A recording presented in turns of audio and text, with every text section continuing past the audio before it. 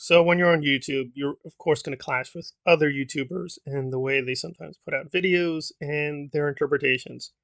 And reasonable people can have reasonable disagreements, but I gotta say, even within reasonable disagreements, this is ridiculous.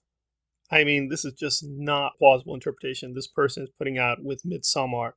So we're gonna try to go through Critical Drinker and his ranting and raving of Midsommar. Now, I should forewarn, I actually am somewhat sympathetic because I did find Midsommar disappointing. I didn't find it as great as other people, but I do respect Ari, and he is a very great director, and I am sympathetic to what he was trying to do with Midsommar, but I think it did have a huge amount of flaws, so I can't say it's a great film, but it's a solid piece of work. But Critical Drinker was apparently just angry that he didn't get what he wanted from the story, and that makes it a bad story, which is, of course, just a complete fallacy. That makes the locals angry, and then he mysteriously disappears too, and still nobody seems to think this is odd. You know how all those old school slasher movies intentionally made their characters dumb and unlikable so you wouldn't feel bad when they got killed, but then it became a total cliche and people generally stopped doing it because it was obvious audience manipulation? Well, could someone please tell that to Ari Aster? He needs to hear it. Anyway, Chris. So basically, he didn't get the cheap thrills that you get with a traditional slasher. Therefore, Midsommar is not scary. It's not really a horror movie. You made something really, really bad. Well, to concede the obvious, yes, for a horror movie, this is pretty weird and unusual. But I don't think there was much deception. Ari Aster and the whole production company really gave you a lot of clues, as well as in the trailers. This isn't that kind of horror movie. This is much more psychological horror. It would be wrong to say this is apolitical. It's not. It is very much an allegory about fascism, and it does touch upon white supremacy and things like that, but it does so in a very subtle way. I think that's also something Critical Drinker didn't like.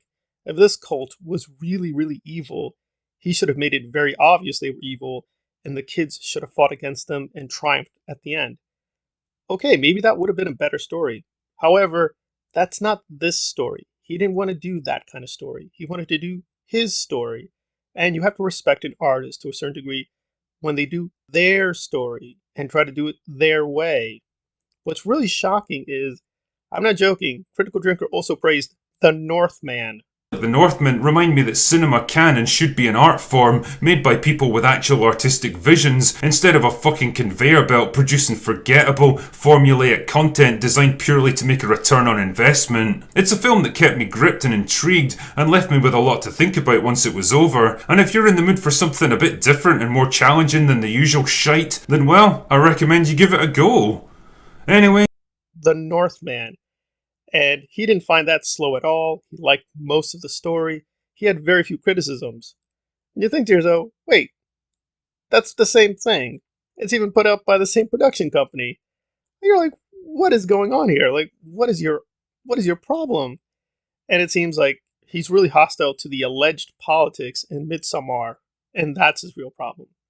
Whole competition and walks in on Christian having sex, and she screams like she just saw him getting murdered or something. Then she turns into a flower pot, and the village elders explain that a sacrifice is needed to bring their midsummer festival to an end. Danny can choose to sacrifice Christian or one of the villagers, and they have a long loving look at each other, and of course she realizes he was coerced into cheating on her under the influence, and he totally wasn't responsible for his own actions, and he's generally a decent man, and so she forgives him. Nah, I'm just kidding. Christian has to pay for what he didn't do, so they put him inside a bear. Wait, what the fuck? And then they dump him in a not wicker man, and he burns to death in horrifying agony, and Danny smiles because she's empowered or liberated now or something. And that's it. That's the fuck. So basically, beautiful white Christian man dies. Danny, the feminist, lives. Well, we all know what they're trying to say. The women are beautiful and good. The white men are bad. All the men have to die. And Ari Aster is a radical feminist, communist, woke, diversity guy. And you're like, whatever you want to say about Midsommar, it's not that. It's not pro-feminist. In fact, I think it's actually very critical feminism. And it's definitely not part of a, quote, woke Hollywood trend. They explain, again, if you had saw the extended edition, why certain things are the way they are. I mean, you do ask yourself how Josh could have been that kind of naive, but they do explain it in the extended edition, and they make much more explicit. Yes, the cult has these kinds of Nazi roots, so that should have set off alarm bells. And in the extended edition, we do see the group being more skeptical, and some of them do debate, should we stay here or should we leave? But this is already a long film. They made a compromise. I think Ari Aster just expected the audience to be patient. Some of it was patient. They loved it. I'm sort of in between. I do appreciate what he was trying to do, but I wasn't really too scared. And sort of the twists, I kind of knew what was going to happen. But still, it was done with a lot of care and craft. And certainly it's not this crude political message. I don't think he realizes Danny's a victim. The whole point is they're manipulating everyone. They're manipulating the groups outside the Harga. They're manipulating groups inside the Harga. Even people inside the Harga believe these weird fascist rituals. But we know enough to say, wait, this doesn't add up. These rituals don't make any sense. That's the whole point. It's all a lie. It's a big lie. And the whole thing is the film is trying to challenge you. Do you really believe this stuff? Any of this stuff?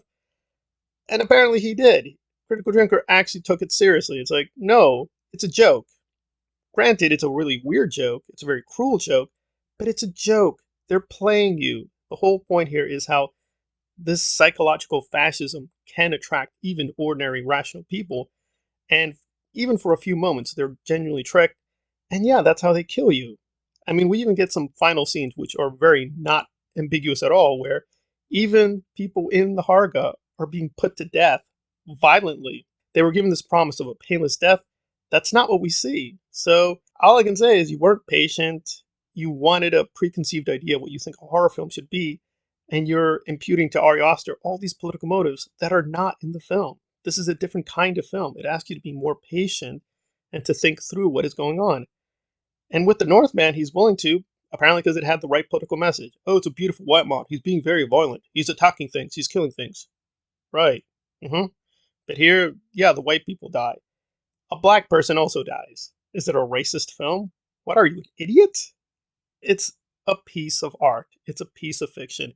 It's ask you to be mature in examining it. You can still not like it, but you want to at least be careful with how you analyze it. But apparently that's too much for some YouTubers nowadays. So Midsommar for me is uneven, but I do think it's worth checking out.